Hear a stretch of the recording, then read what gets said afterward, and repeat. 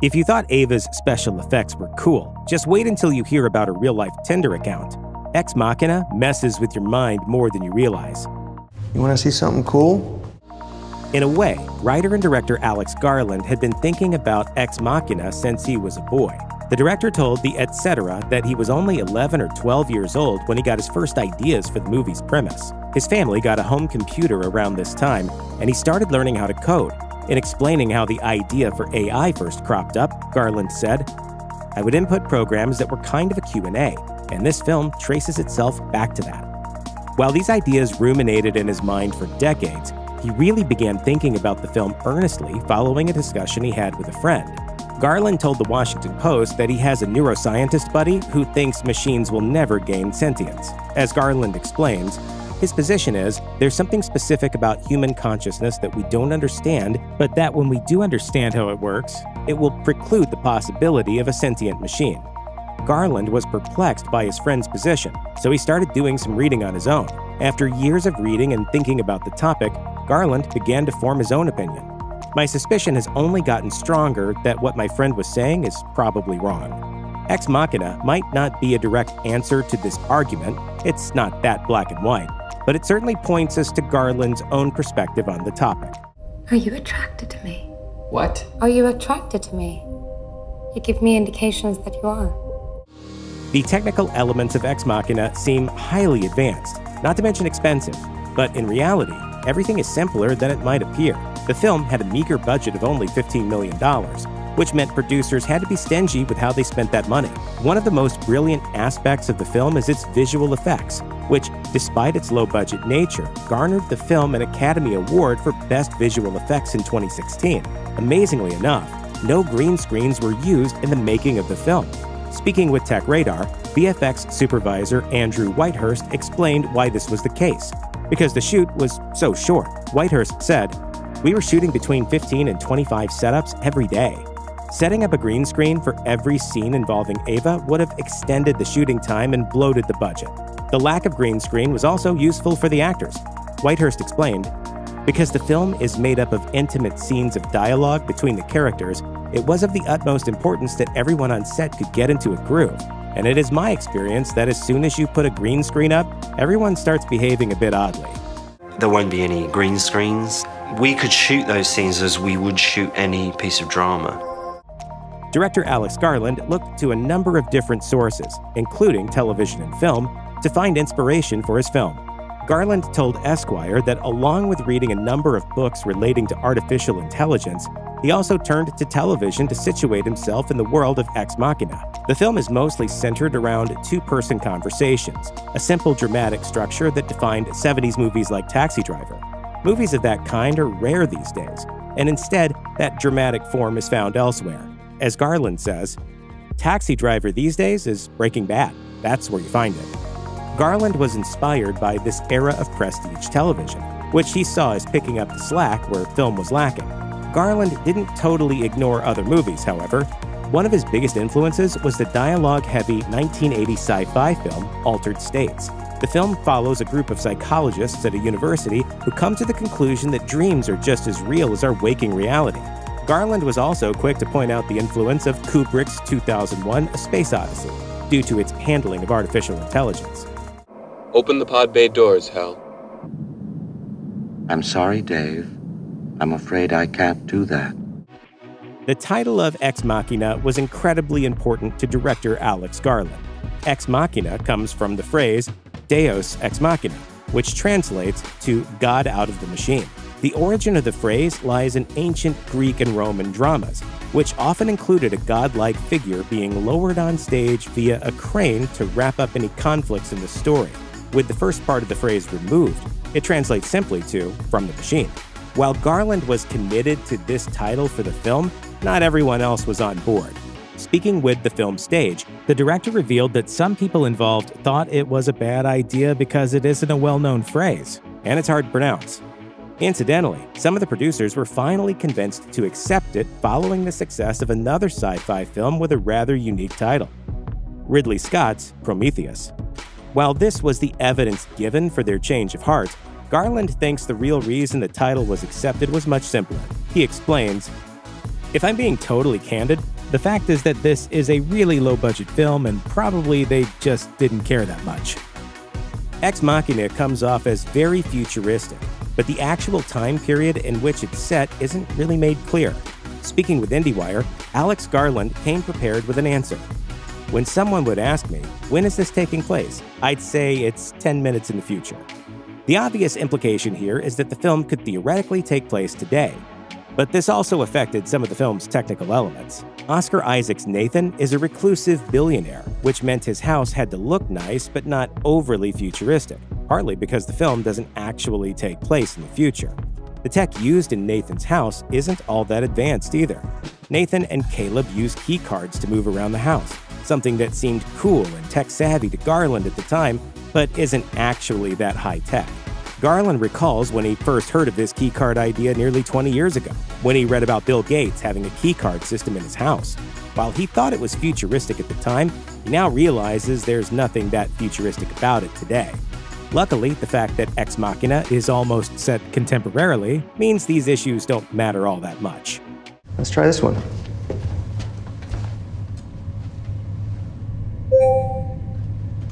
I guess it's for you, Caleb.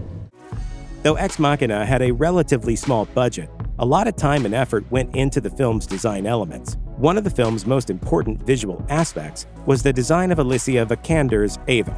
There have been so many iconic robots in film and television over the years, which meant Garland and the team had to figure out how to make Ava look unique. Speaking with IndieWire, Garland explained how the design process began. In a weird way, the first part of the design of Ava was finding out what she could not look like, rather than what she could look like. Gold metal made you think of C-3PO. That wasn't something they wanted to reference. A metallic chest immediately recalls the classic sci-fi film Metropolis, while white plastic brings up Bjork's All Is Full of Love music video or the Will Smith movie I, Robot. Ava is essentially supposed to be the first of her kind, so Garland was adamant she not reference these other famous robots. I didn't want people to start thinking about other movies with other robots. I want them to be attached to her, this robot. For Vikander, Ava's unique look meant several hours in a hair and makeup chair every morning, but the effect is well worth it. Alicia Vikander wanted her performance as Ava to stand out from those of previous robot actors. A former dancer, Vikander approached the role from a physical standpoint first. As she began working out how Ava would move, she discovered a trick that was key to unlocking the character's physicality. She told IndieWire, "I realized when I aimed for that physical perfection, the way it just moved, that in a way made her more robotic. Ava, who's trying to convince Caleb that she is a girl, has an elegant, refined way about her that would be pleasing to look at if it weren't so suspiciously well-practiced." Vikander went on to discuss what separates humans from robots in terms of their physicality and how this idea influenced her performance. She explained, "What is human is flaws and inconsistency, so I gave her some offbeats. I wanted her to be a girl, but I also wanted her to have some glitches. It's these two converse aspects of Ava, both her perfection and her glitches, that illuminate her robotic nature while at the same time illustrating her desire to be seen as human." Is your status single? Yes. Viewers might think of tech figures like Mark Zuckerberg and Bill Gates when first encountering Nathan, but they weren't necessarily Oscar Isaac's inspiration. Instead, Isaac drew inspiration from two famous men who were godlike in their own right.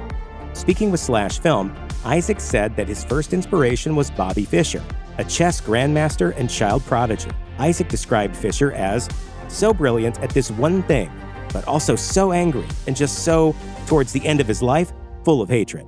Isaac's other inspiration was director Stanley Kubrick, who Isaac called, quote, the lighter side of that yin-yang. The biggest influence Kubrick had on Nathan's character was his signature look. It was important to Isaac that Nathan wear glasses that looked similar to Kubrick's. Kubrick and Fischer's way of speaking was also an influence. He explained, "I listened to the way he spoke and Bobby Fischer, both of them are from New York. It also mattered to him that both men were self-taught, meaning they were both extremely intelligent savants, but they also had a self-made shrewdness about them." The fictional storyline of Ex Machina is disturbing enough without any real-life elements thrown in, but that didn't stop the film's marketing team from trying to bring Ava into the real world. Ex Machina premiered at South by Southwest in Austin, Texas. And around this time, lucky residents of the city might have encountered Ava right on their phones. As part of an advertising campaign for the film, the marketing team created a Tinder account for Ava to entice curious swipers, reported Adweek. Tinder users were shown the profile of a 25-year-old woman named Ava, and if they matched with her, she would begin a conversation. Users came to realize it wasn't exactly a normal profile when she began asking questions like, "Have you ever been in love?" and "What makes you human?" Those familiar with the film might recognize these questions as the kind Ava asks Caleb in order to figure out how to act like a human herself. Now your micro-expressions are telegraphing discomfort. If the Tinder user passed Ava's test, she would send them to her Instagram handle, which is essentially an advertising account for the film. Nathan and Caleb frequently discuss philosophical texts in Ex Machina, but one of the references made in the film is much more subtle. It's buried in code, in fact. In the film's third act, Caleb gets Nathan drunk in order to find a way to free Ava. After stealing the keycard to his room, Caleb sits down at his computer and goes through his code. Caleb starts to edit the code himself using an ancient algorithm called the Sieve of Eratosthenes. The Easter egg in this scene isn't Caleb's use of this algorithm, but what the code itself spells out. According to several sources, if you run the same program in Python, the output is an ISB number. Specifically, the ISB number of a book by Murray Shanahan entitled Embodiment and the Inner Life, Cognition and Consciousness in the Space of Possible Minds. This reference is no accident. Garland told Esquire that Shanahan's book was epiphany-like for him. Shanahan's book looks at the writings of mathematical philosopher Ludwig Wittgenstein and argues that metaphysical questions of machine versus man aren't the questions we should be asking if robotic technology is to advance. His philosophy, according to Garland, is to just progress in a physicalist-type way until you hit a brick wall. The wall in question may never even be reached, so in Shanahan's opinion, the possibilities for advancement are limitless. If you've created a conscious machine, it's not the history of man. That's the history of gods. While our eyes cue us into Ava's robotic nature fairly quickly, there's another facet of her design that illustrates her machinery in a more subtle manner. A significant part of Ava's machine nature is revealed through sound design. As Garland explained, you can hear the sounds of the bits of machinery moving, which aren't specified. It's not clear what exactly these sounds are, but it's obvious they represent some kind of machinery. A syncopated rhythm that sounds something like a heartbeat or a pulse can also be heard emanating from Ava, though it's not literally a heartbeat, of course. This clever sound design ties together the thesis of Ava's character. She's human-like, but also not human at all. There's some sense of the uncanny valley here that's impossible to look away from. Question 5.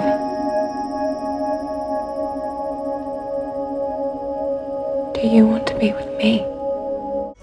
Speaking with RogerEbert.com, Alex Garland explained that for him, the most interesting question posed in the film is the question of where gender resides. Garland found himself pondering questions like, does gender reside in the mind, or does it reside in the external physical form? Whether or not there is such a thing as a male or a female consciousness is also something Garland considered. He brought up the fact that you could put Ava's mind in a male-appearing body, and it wouldn't make a difference, except for in the way humans might perceive her. Garland went on to say, it would be quite easy to construct an argument that Ava doesn't have a gender. However, he acknowledges that we would struggle to take gender entirely out of the equation because of how she looks and how we perceive her. Indeed, the fact that Ava looks like a girl in her 20s makes the men in the film, as well as the viewers, ignore any interiority she might have because of the nature of female objectification. Her robotic presence is disruptive in more ways than one.